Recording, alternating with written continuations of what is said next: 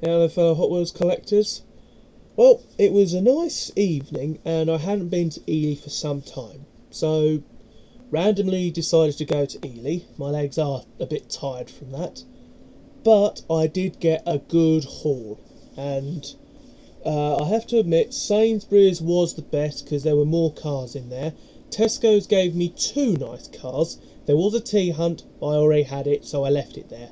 I wanted to really just write on the package, this is a T-Hunt, congratulations on finding it, from Sir Mugman.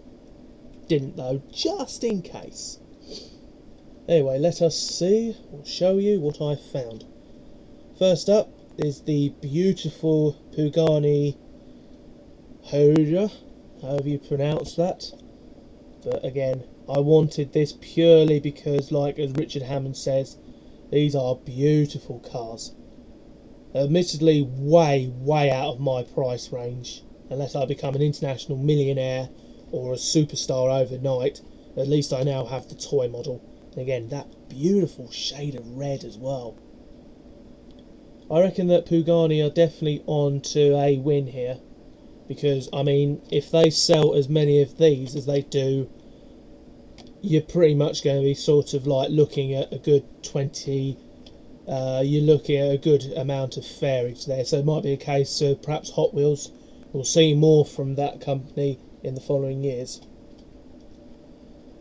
Next up we have the 72 Ford Rancho non-superized version. This is the version that is extremely nice on the Super. Sadly, this isn't the Super, as you can see, ordinary tyres, not rubber. Again, purely brought it because it was pretty. No Supers in the Sainsbury's one, but who cares, because I found a whole load of goodness in there. Found the Volkswagen Cool Combi, third colouring. So the only one of this now I'm missing is the very first colouring, which is the bright green. Again, that model is definitely on for a win. Perhaps maybe we'll see a fourth colouring of it because it's so popular. Second colouring of the 70s Toyota Celica. Now I do have to admit, the green one that came out, mixed opinions on that. It was good, but this one, I think I agree with the fans on this. This is more a 70s colour. Again, in the UK, you had three different colours to choose from. Disgusting snot green, brown, I won't say the rude word, but brown, you know, brown, as in poop colour brown, because that's what it was, and banana yellow or custard yellow.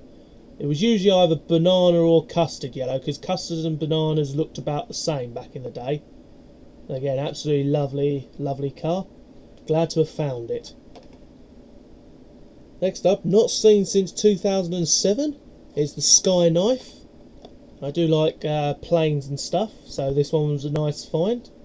Again, these are going to be quite collectible in a few years' time. At least this time they've used the proper packaging, because the original one I had, or the Mad Props one, which is on my very first Errors video, that was totally wrong packaged. And the Mad Props one, well, at least this one, or this Sky Knife, is much better. Again, lovely colours on that, really glad to have found that.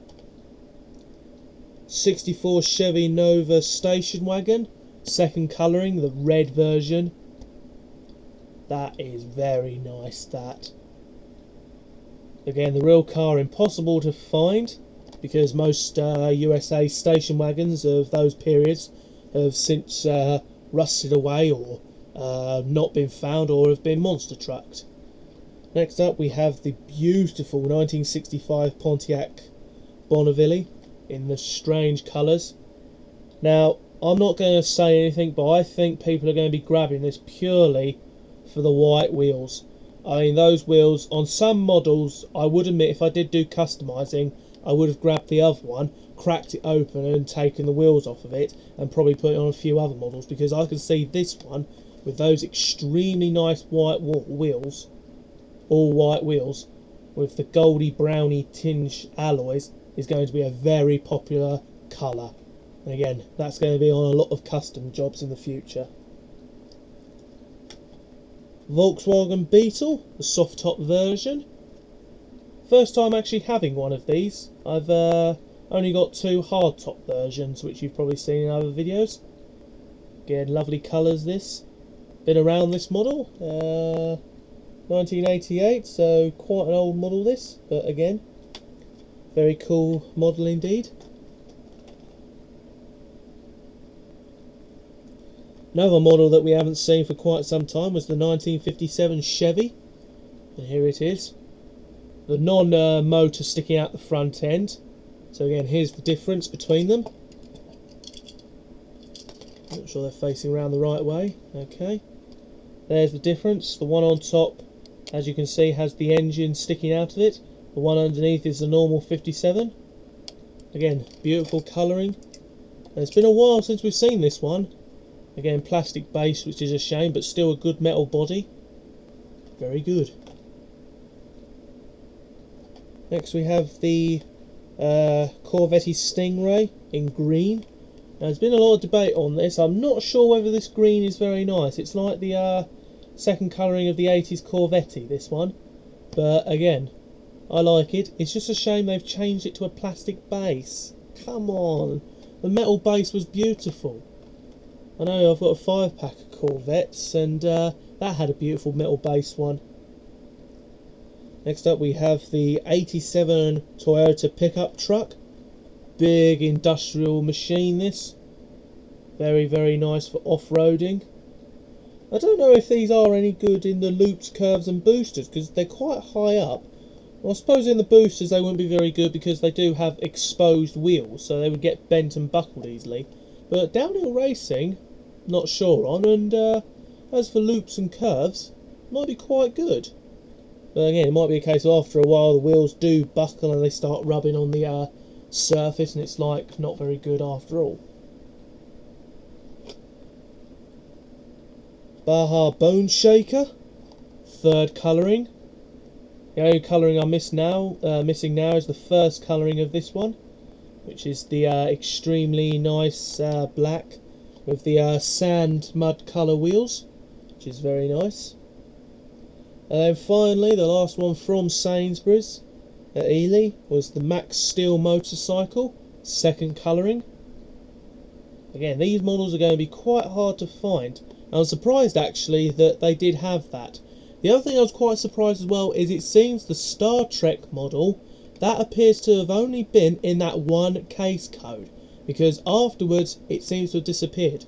So I'm reckoning that they obviously limited that because they didn't know how far the production was going to go. Anyway, first up, as I said, I went to Tesco's first of all. Didn't find anything other than a T-Hunt, which I already had. However, I did find a very cool and rare item, a proper USA long card. Now this is not uncommon. We do occasionally get the odd long card turn up in a store or something, but this is definitely a proper USA one because it even has the code thing on the back. Again, it doesn't have new for 2007 or Team Hot Wheels on the side. It just has the Hot Wheels Imagination, and well, that is a very nice 2013 model. However, the best find of the night, in Matchbox form of course, is the extremely nice 55 Cadillac Fleetwood. Celebrating 60 years of Matchbox. Again, absolutely lovely car. Packaging is a little bit bent and broken up, but it's not as bad to be cracked. It's still good. And again, glad to find that. I don't usually buy Matchboxes often, but that one is going to be quite a collector's item. Anyway, that is it. Still got a load of stuff to photograph. Again, most of the stuff that was from a car boot sale a couple of days ago is still piled up. Is still piled up here.